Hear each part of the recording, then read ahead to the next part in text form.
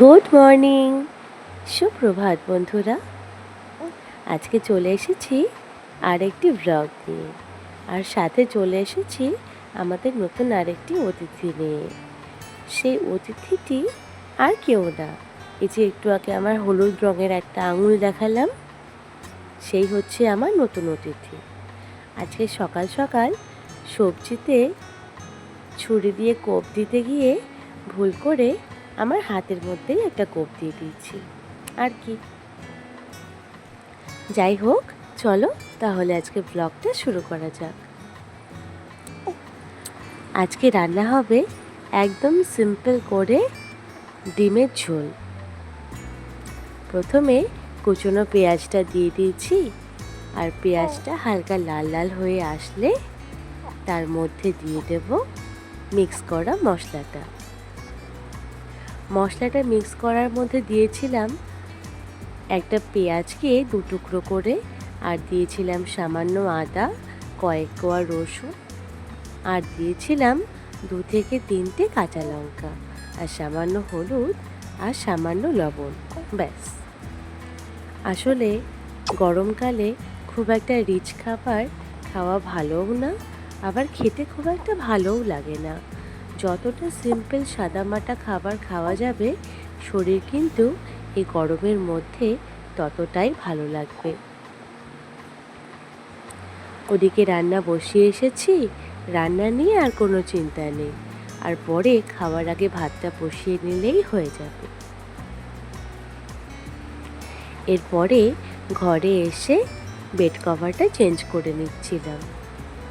আমার মিষ্টি সোনা উঠে পড়েছিল, সেই জন্য মিষ্টি সোনাকে নিচে নামিয়ে দিয়ে গুল্লু সোনাকে দেখেই কিন্তু বেড কভারটা চেঞ্জ করে নিচ্ছিলাম।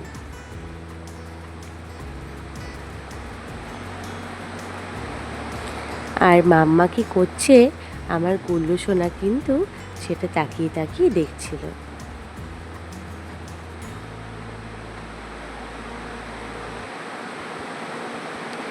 এরপরে গুল্লু সোনাকে ফ্রেশ করে দিয়েছিলাম, আর গুল্লু সোনাকে ফ্রেশ করে দিয়ে গুল্লু সোনার জন্য কিন্তু একটা নতুন বন্ধু বানিয়ে দিয়েছি। সেটা আর কেউই নয়, সেটা হচ্ছে গুল্লু সোনাকে বেঁধে রাখার জন্য একটা ছোট্ট দড়ি। আসলে আমি আমার মিষ্টি মাম্মামকেও যখন বড় করেছি একটু একটু করে, তখনও কিন্তু একটা কিছু দিয়ে বেঁধে তারপরেই ওর থেকে অন্য কোথাও যেতাম। আসলে মোটামুটি 6.5 মাস হয়ে যাওয়ার পর থেকে বাচ্চারা এতটাই বেশি নড়াচড়া শুরু করে দেয় বা নড়াচড়া করার চেষ্টা করে যে ওদেরকে যতই বালিশ দিয়ে রাখা হোক বা না হোক, ওরা কিন্তু বালিশ থাকলেও সেটাকে কোনোভাবে ধাক্কি করে ফেলে দিয়ে তারপরে ঠিক এক জায়গা থেকে আরেক জায়গায় যাওয়ার চেষ্টা করবে। বাই চান্স যদি পড়ে যায়, সেই কারণে দেখতে যতই খারাপ লাগুক না কেন, যতই কষ্ট হোক না কেন মায়েদের, বা বাড়ির অন্য কেউ যদি বলে যে বেঁধে রেখেছো বাচ্চাটাকে, দেখলেই তো কষ্ট হচ্ছে, কিন্তু না, যে যাই বলুক না কেন, বাচ্চার সেফটিটা সব থেকে আগে। কিন্তু যদি কখনো মনে করো যে 1 মিনিট 2 মিনিটের জন্য হলেও বাচ্চাকে একা রাখতে হবে, তখন কিন্তু বাচ্চাকে অবশ্যই বেঁধে রাখাটাই উচিত। আর বাড়ির সামনে যদি কেউ থাকে, সেই ব্যাপারটা আলাদা। ব্যাস। এরপরে আমরা সকালের খাবার খেয়ে নিয়েছিলাম, তারপরে কিন্তু এই আইসক্রিম কন্টেইনারটা এসছিল, আর তার সাথে সাথে এই এসছিল আউলের কি হোল্ডারটা, আর এসছিল একটা ওয়াল হ্যাঙ্গিং শোপিস। আর আমি ঘরের জন্য 2টো পাপোশ অর্ডার করে দিয়েছিলাম, কারণ বাড়ির পাপোশগুলো কিন্তু অনেকটাই পুরনো হয়ে এসেছিল, সেই জন্য। একটা হচ্ছে কফি কালারের, আর আরেকটা হচ্ছে সিলভার কালারের। এই পাপোশগুলো কিন্তু সব থেকে বেস্ট, কারণ এগুলো জলটাও খুব ভালো সোক করে নেয়, আর তার থেকেও যেটা বড় কথা, এই পাপোশগুলো এতটাই সফট হয় যে এগুলি কাচাকাচি করতেও কোনো সমস্যা নেই, আবার তাড়াতাড়ি শুকিয়েও যায়। আর এখন যে জিনিসগুলো তোমাদের দেখালাম এটা হচ্ছে একরকম জুয়েলারি কন্টেনারই বলতে পারো। বাইরে কোথাও গেলে এটা ক্যারি করা যেমন সুবিধা, তেমনি বাড়িতে থাকলেও ছোটোখাটো টুকিটাকি জিনিস বা বাড়িতে যদি বাচ্চাও থাকে তারও যে সমস্ত প্রয়োজনীয় জিনিসপত্র বা হতে পারে ওষুধপত্র, অয়েনমেন্ট, সেগুলোও কিন্তু তোমরা একটা একটা বক্সে রাখতে পারো। ব্যাস, এরপরে ঘরটা আর একটু সাজিয়ে নিয়েছিলাম। ঘর সাজানো গোছানো থাকলে কিন্তু আমার মন মেজাজটা খুব ভালো থাকে। ঠিক সেই জন্যই সবসময় চেষ্টা করি যতটুকু পারি গুছিয়ে গুছিয়ে রাখার। এরপরে আমি আমার গুল্লু সোনাকে আর মিষ্টি সোনাকে স্নান করিয়ে ফ্রেশ করে নিচের ঘরের বড়মার কাছে দিয়ে এসেছিলাম। আর তারপরে কিছুক্ষণ পরে আমি স্নান করে নিয়ে পুজো দিয়ে তারপরে মিষ্টি মাম্মামকে নিয়ে এসেছিলাম। তারপরে আমি আর আমার মিষ্টি মাম্মাম খেয়ে আমার গুল্লু সোনাকে খাইয়ে দিচ্ছিলাম। আজকে আমি আমার গুল্লু সোনার জন্য পেঁপে সেদ্ধ আর বরবটি সেদ্ধ দিয়েছিলাম, কিন্তু পেঁপেটা কাটার সময়ও আমার হাতটা কিন্তু সামান্য চুলকাচ্ছিল। তো খাওয়ার সময়ও যে সেটা সেরকমই মনে হবে সেটা বুঝতে পারিনি। গুল্লু সোনার জন্য খাবারটা প্রথমে পেস্ট করে রেখে এসেছিলাম, যে আমি আর আমার মিষ্টি মাম্মামের খাওয়া হয়ে গেলে সেটাকে আরেকটুখানি মিক্সচারে ঘুরিয়ে নিয়ে তারপরে কিন্তু গুল্লু সোনাকে খাইয়ে দেব। কিন্তু যখন খেতে গিয়ে দেখলাম যে আমাদেরই গলাটা কীরকম চুলকাচ্ছে, সেই জন্য গুল্লু সোনাকে আর সেই খাবারটা দিইনি।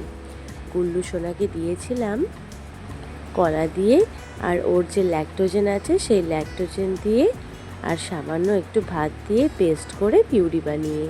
গুল্লু সোনা কিন্তু ভালোভাবেই সেটা খেয়ে নিয়েছে। এরপরে আমি আমার মিষ্টি মাম্মামকে আর গুল্লু সোনাকে শুয়ে দিয়েছিলাম। আর তারপরে গুল্লু সোনা কিন্তু খানিকক্ষণ সময়ের জন্য একটু ঘুমিয়েছিল। আর মিষ্টি মাম্মামকে কিন্তু আজকে আর ঘুমাতে দিইনি, কারণ দুপুরে ঘুমালে ও কিন্তু অনেক রাত করে জেগে থাকে। সেটা কিন্তু বাচ্চাদের পক্ষেও একদম ভালো না, আর আমার পক্ষেও কিন্তু সেই সকাল থেকে রাত্রির 12টা 12:30 অবধি দুটো বাচ্চাকে ম্যানেজ করাটাও খুব কঠিন হয়ে পড়ে। সেই জন্য দুপুরে মাম্মামকে আজকে আর ঘুমাতে দিইনি, ওকে একটু একটু করে পড়াচ্ছিলাম। আর তারপরে সন্ধ্যাবেলা হয়ে যাওয়ার পরে ওকে ছবি আঁকতে দিয়ে দিয়েছিলাম।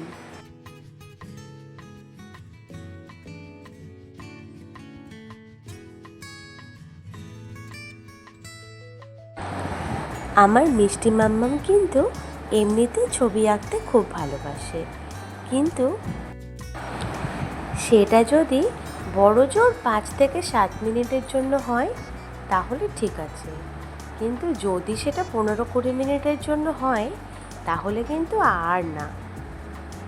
আসলে ছোট বয়সের বাচ্চারা খুবই অমনোযোগী হয়। ওরা কিছুক্ষণ কোনো জিনিস একভাবে মন দিয়ে কিন্তু করতেই পারে না। ব্যাস, এদিকে চকলেটটা খেয়ে সারা মুখে নাকে মাখিয়ে একাকার, আর এইদিকে আরেকজন দেখো অবস্থা। এটা কিন্তু আজকে আর আমাদের আদি ভাই নয়, এটা হলো আজকে আমাদের আরেকটা মিষ্টি বুনো। আমার আদি সোনাকে মিষ্টি দিদি আর একটা ফ্রক আর মিষ্টি দিদি আর একটা হেয়ার ব্যান্ড আর একটা চুড়ি পরিয়ে হঠাৎ করে মনে হলো একটুখানি মেয়ে সাজাই, দেখি আমার গুল্লু সোনাকে কেমন লাগে। ব্যাস, সাজুগুজু হয়ে যাওয়ার পরে তারপরে গুল্লু সোনা কিন্তু খুব খুশি। আর এদিকে মিষ্টির জন্য বানিয়ে নিয়ে চলে এসেছিলাম গরম গরম ম্যাগি। আর এই যে স্মাইলিগুলো এঁকে দিয়ে বলেছিলাম ইয়েলো কালার করতে, আর আমার ম্যাডাম করে বসে আছেন পিঙ্ক কালার, ওর নাকি পিঙ্ক কালারের স্মাইলি লাগবে। বোঝো অবস্থা।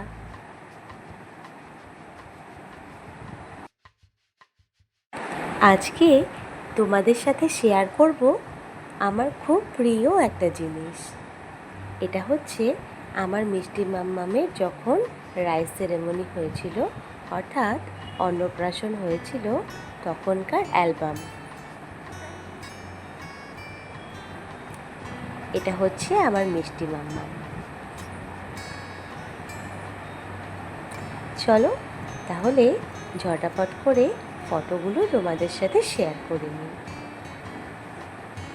ভিডিওটা কিন্তু একদম স্কিপ করো না, তাহলে যে সমস্ত সুন্দর সুন্দর ফটোগুলো আছে সেগুলো কিন্তু মিস করে যাবে। এই ফার্স্টে যে পেজটা দেখছো, এটা কিন্তু টোটালি ট্রান্সপারেন্ট একটা পেজ।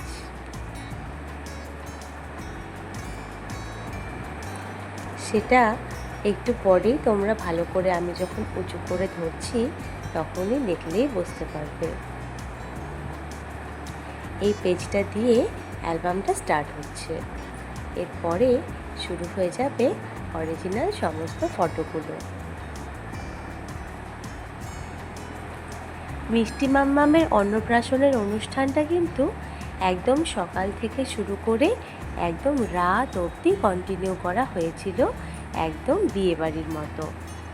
আর সত্যি বলতে বাড়ির প্রত্যেকে সেখানে প্রেজেন্ট ছিল, আর খুব সুন্দর করে একদম ভালোভাবে সমস্ত অনুষ্ঠান কিন্তু কমপ্লিট হয়েছে।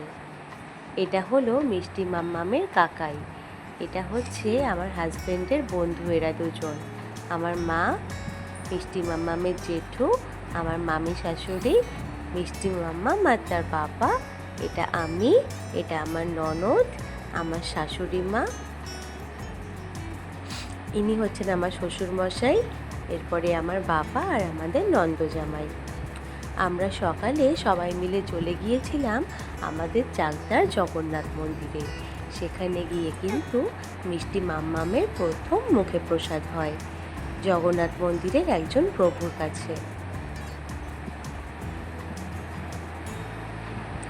একে একে তোমরা আমাদের সমস্ত অ্যালবামের ফটোগুলো দেখতে থাকো, আর কেমন লাগছে কমেন্টে কিন্তু আমাকে অবশ্যই জানিও।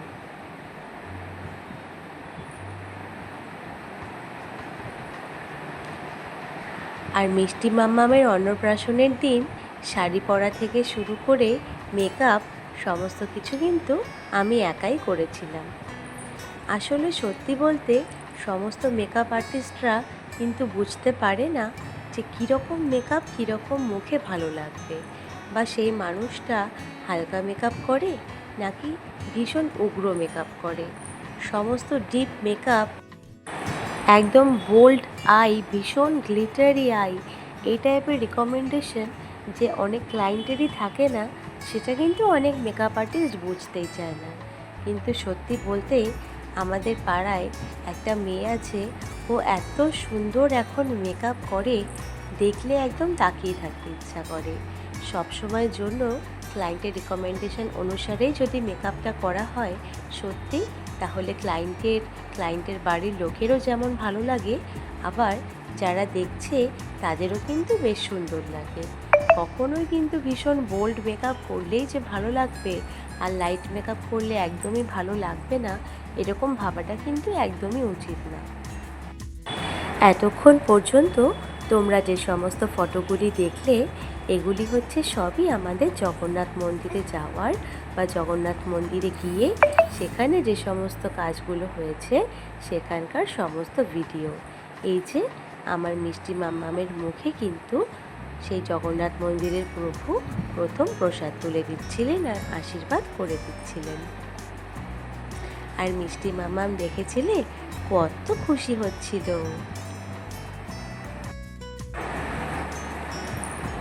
এখন যে ফটোটা দেখছো এটা হচ্ছে মিষ্টি মাম্মামের পোস্ট ফটোশ্যুট।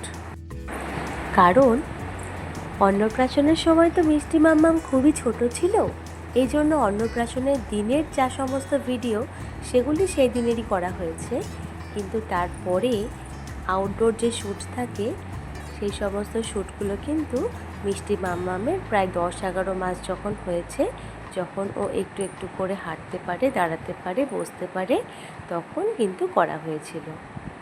ব্যাস আবার শুরু হয়ে গিয়েছে আমাদের অন্নপ্রাশনের সমস্ত অ্যাক্টিভিটি।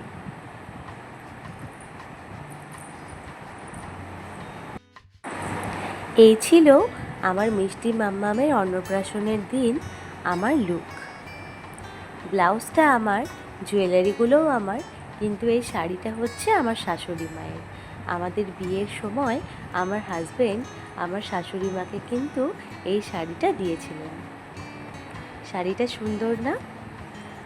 তোমাদের শাড়িটা কেমন লাগলো আমাকে কিন্তু অবশ্যই জানিও।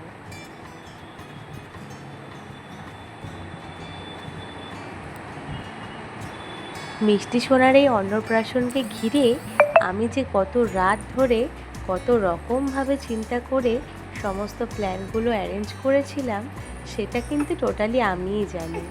সেটা যতই কাউকে বলে বোঝাই না কেন, কত রকম যে চিন্তা, কত রকম যে হেডেক আমার মধ্যে ছিল, সেটা আর কাউকে বলে বোঝানো কিন্তু পসিবল না। যাই হোক, অনুষ্ঠানটা যে ভালোভাবে হয়েছে এটাতেই আমি ভীষণ খুশি। এটাই তো আমি চেয়েছিলাম। আমার মিষ্টি মাম্মামকে এখন কিন্তু গোপু সোনা সাজিয়েছিলাম, আর আমাদের গোপু সোনা যে মাখন খায় এটা কিন্তু তারই একটা ঝলক ছিল। এখন হচ্ছে আমার মিষ্টি মাম্মামের গায়ে হলুদের পর্ব। এখন শিলনোড়ায় কাঁচা হলুদ আর গিলাটা বেটে নিচ্ছিলাম। এরপরে মিষ্টি মাম্মামকে প্রথমে ফুলের পাপড়ি দিয়ে আর তারপরে জল দিয়ে স্নান করানো হয়েছিল। ব্যাস, চলে এসেছে তারপরে আমাদের মিষ্টি বউ।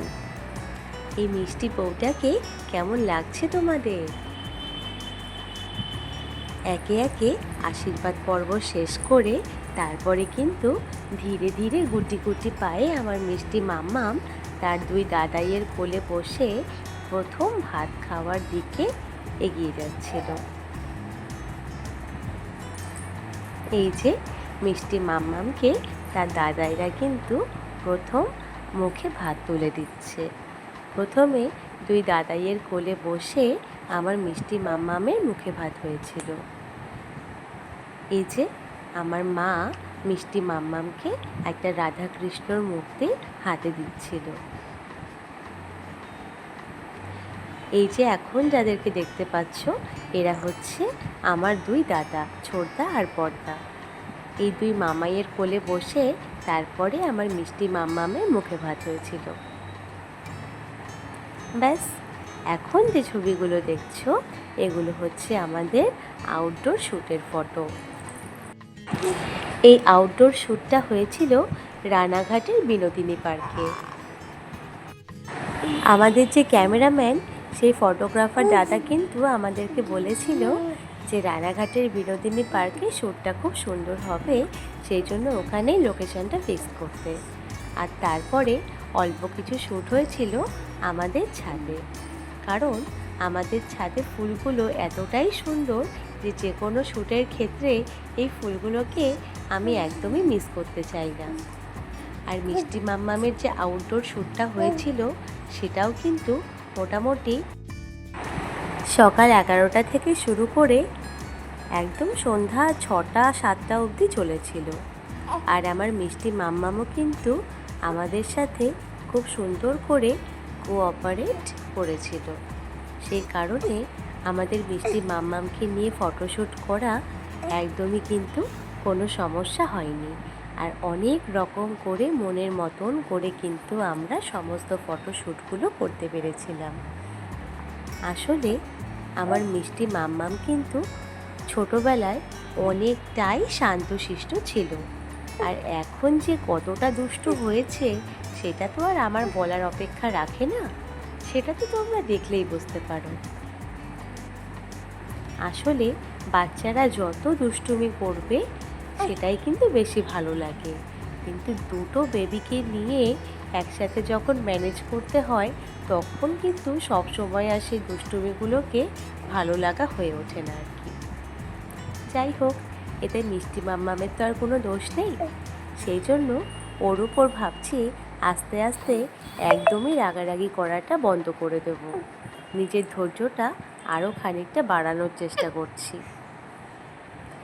এখন যে ফটোগুলো দেখতে পাচ্ছ এগুলো হচ্ছে মিষ্টি মাম্মামের অন্নপ্রাশনের দিনের সন্ধ্যাবেলার ফটো। এই যে আমাদের মিষ্টি পরি কিন্তু মিষ্টি মাম্মাম আর মিষ্টি বম্মার কাছে কোলে উঠে আদর খাচ্ছিল। আর এই হচ্ছে আমার মিষ্টি মাম্মামের কেক। এই কেকটা কিন্তু আমাদের চাকদারই একজন দিদি বানিয়ে দিয়েছিল। সেই দিদিটার নামটা এই মুহূর্তে আমার মনে পড়ছে না। ও আচ্ছা, সরি, দিদিটার নাম হচ্ছে মণিদীপা। এই মণিদীপা দিদি কিন্তু এত সুন্দর প্রফেশনাল কেক বানায়, তার কিন্তু আর কোনো তুলনাই হয় না। জাস্ট এক কথায় অসাধারণ। আর এখন যে ছবিগুলি দেখতে পাচ্ছ এগুলি হচ্ছে মিষ্টি মাম্মামের রায় সেরেমনি দিনের বাইরের কিছু ডেকোরেশনের আর ভিতরের ডেকোরেশনের ফটো। ব্যাস, আর এই হলো আমাদের বাড়ির সবাই। বাড়ির প্রত্যেকের সাথে মিষ্টি মাম্মাম কিন্তু খুব সুন্দর করে সেই দিন ছবি তুলেছিল আর খুব মজা করেছিল সারাদিন। আর তার সাথে আমরাও কিন্তু বাড়ির প্রত্যেকে খুব মজা করেছিলাম, খুব আনন্দ করেছিলাম। এই হচ্ছে মিষ্টি মাম্মামের সমস্ত সারাদিনের রাইস সেরেমনির ফটো। চলো তাহলে আমাদের মিষ্টি মাম্মামের কিন্তু রাইস সেরেমনির টোটালি অ্যালবাম তোমাদের সাথে শেয়ার করে দিলাম। তোমরা যদি কেউ আমার মিষ্টি মাম্মামের রাইস সেরেমনি টোটাল ভিডিওটা দেখতে চাও তাহলে আমাকে কমেন্টে অবশ্যই জানিও। আমি ডেসক্রিপশন বক্সে তার লিঙ্কটা কিন্তু অবশ্যই দিয়ে দেবো। ব্যাস, এরপরে আমি আর আমার মিষ্টি মাম্মাম খাওয়া দাওয়া করে নিয়েছিলাম। আর আমার গুল্লু সোনাকেও কিন্তু খাইয়ে মশারি টাঙিয়ে বিছানা করে নিয়ে তারপরে তিনজনে মিলে আস্তে আস্তে ঘুমিয়ে পড়েছিলাম। চলো তাহলে আজকে আমার ব্লগটা এই পর্যন্তই থাক। আবার পরে দেখা হবে নতুন আরেকটি ব্লগ নিয়ে।